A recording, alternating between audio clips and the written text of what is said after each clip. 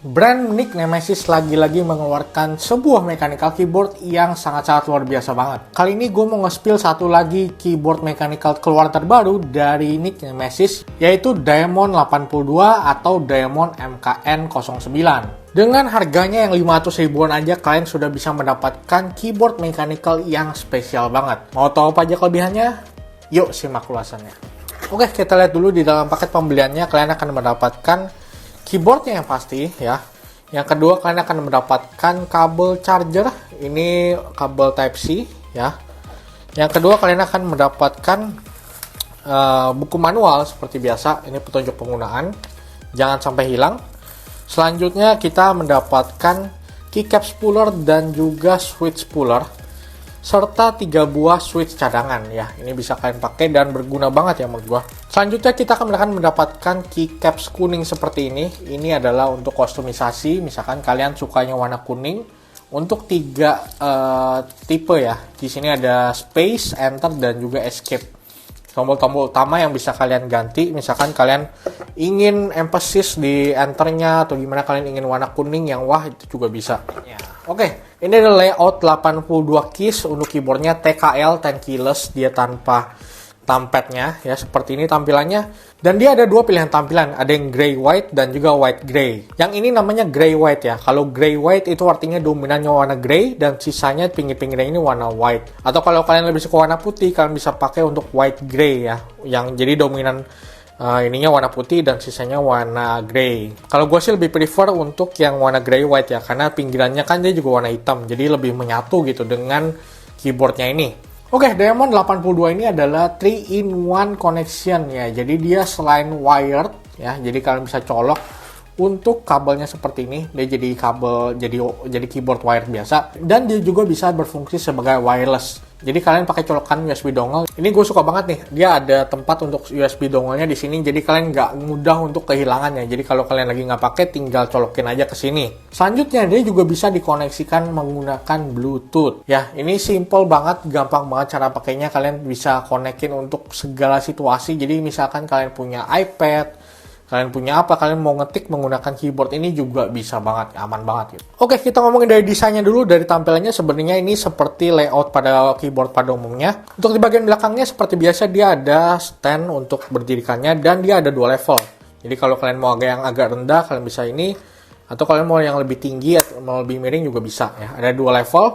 Dan ini menurut gua untuk layout keyboardnya dia agak tinggi. Ini untuk ininya agak tinggi ya. Jadi gua bandingkan dengan beberapa keyboard yang punya gua juga, sebenarnya lebih nyaman sih untuk mengetik sebenarnya. Jadi walaupun tanpa stand pun, ini kalian luruskan seperti ini, dia posisinya sudah cukup tinggi, sehingga nyaman gitu untuk mengetik juga enak. Yang paling menonjol adalah satu, di ujung kanannya ini ada knob button untuk volume. Dan ini salah satu fitur yang gue suka banget sih sebenarnya ya. Karena dari fitur-fitur FN, biasanya FN F1, FN F2, yang sering gue paling pakai adalah untuk volumenya.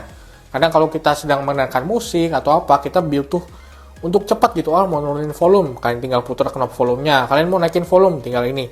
Dan juga ini bisa dipencet untuk mute. Jadi misalkan kalian lagi pengen telepon gitu, ada telepon masuk, kalian mau mute suara PC kalian atau laptop kalian tinggal pencet aja seperti ini gitu. Jadi simple banget. Untuk knob volume ini menurut gue sangat-sangat berguna sih. Di samping kanan ini juga dia ada 4 indikator, jadi untuk ke Bluetooth, ke wireless, dan juga ada indikator untuk caps lock dan juga winch lock ya. Di samping kiri ini ada switch untuk ke kabel Type-C, ke wireless 2,4 ataupun ke Bluetooth. Jadi kalian bisa geser-geser dan menggunakan switch yang ada di samping kiri ini. Selebihnya untuk layoutnya ini sangat-sangat simple, sangat-sangat enak banget, karena ini sebenarnya wireless keyboard. Karena wireless keyboard ini pada umumnya kita sering pakai untuk portable, dan ini secara desain sih compact banget sih, enak banget buat dibawa pergi-pergi. Untuk beratnya pun dia nggak begitu berat ya, cukup ringan tapi masih tempel banget. Dan di bawah sini ada 5 buah karet anti slipnya, sehingga kalau kalian taruh di meja seperti ini, ya nggak mudah untuk digoyang-goyangin. Kalau ngomongin tentang switchnya ini dia menggunakan switch OTEMU,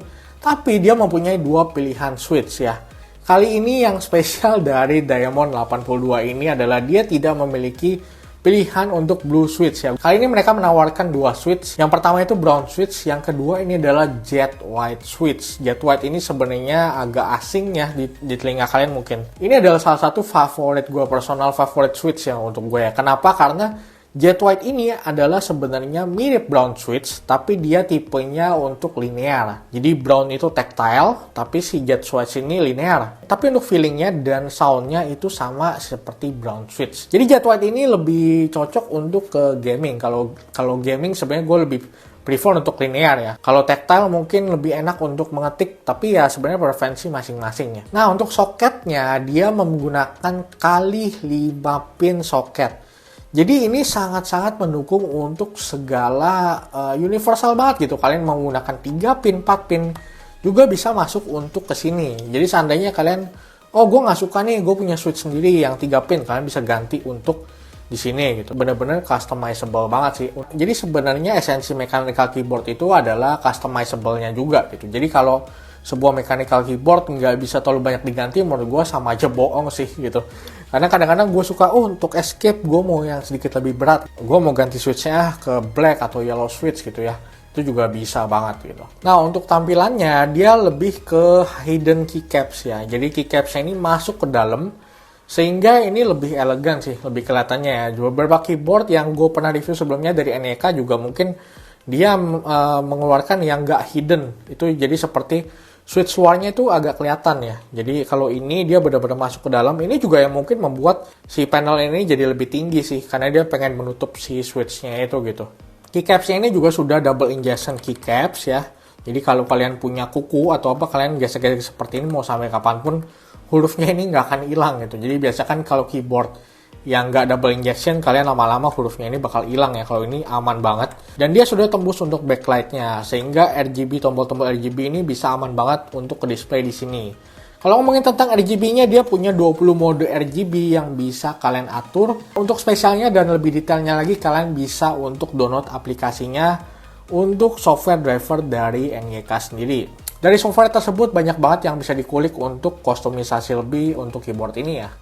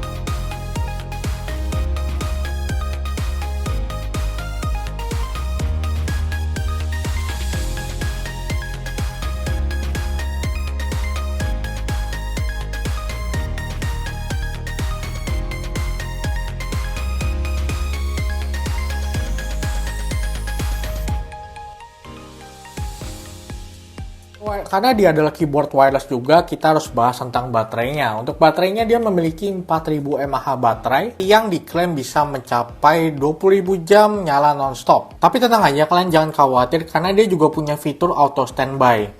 Sehingga kalau kalian nggak gunakan ini dalam waktu beberapa menit, nanti dia akan mati sendiri untuk lampu RGB-nya. Jadi kayak mini sleep gitu, sehingga dia bisa menghemat baterai lebih banyak. Dan untuk pengisian dayanya ini membutuhkan waktu yang nggak begitu lama sih. Kisaran 3-5 jam sudah bisa mencapai dari 5% sampai 100% hingga penuh. Cuma satu hal yang gue sayangkan adalah dia nggak punya indikator untuk baterainya. Jadi kita nggak tahu ya ini baterainya misalkan tinggal dikit atau bagaimana, jadi kita harus kira-kira aja. Jadi itu kadang-kadang agak mengkhawatirkan sih, kadang-kadang aduh ini baterainya tinggal dikit atau gue harus cas lagi atau gimana ya. Cuman satu indikator yang bisa jadi acuan kalau baterainya itu low, kadang-kadang ada beberapa saat kita mengetik itu nggak terdetek. Contohnya misalkan kita mengetik kata Nemesis gitu ya, nah kadang-kadang ada S-nya nggak muncul. Nah itu gue udah tahu nih, oh ini baterainya kayaknya udah mau habis gitu, makanya gue udah siap-siap ngecas. Jadi Ada beberapa input yang kadang nggak ke input, nah itu artinya baterainya sudah low. Cuman angka baiknya sih kalau ada indikator baterai, gue bakal lebih suka lagi sih. Keyboard ini juga cocok untuk gaming karena dia sudah full keys anti ghosting ya. Jadi kalau kalian pencet menggunakan 10 jari pun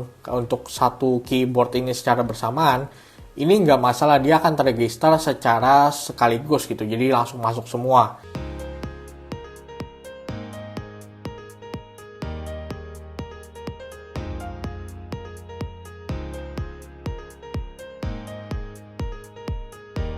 Layout and keyless ini juga cocok sih memang untuk gaming ya. Kalau gaming kan biasanya kita membutuhkan space yang besar untuk di mouse-nya sendiri. Jadi kalau kalian 10 keyless ini menggunakan lebih enak lah untuk kalian pakai untuk gaming-gaming seperti FPS dan lainnya, ini lebih cocok gitu.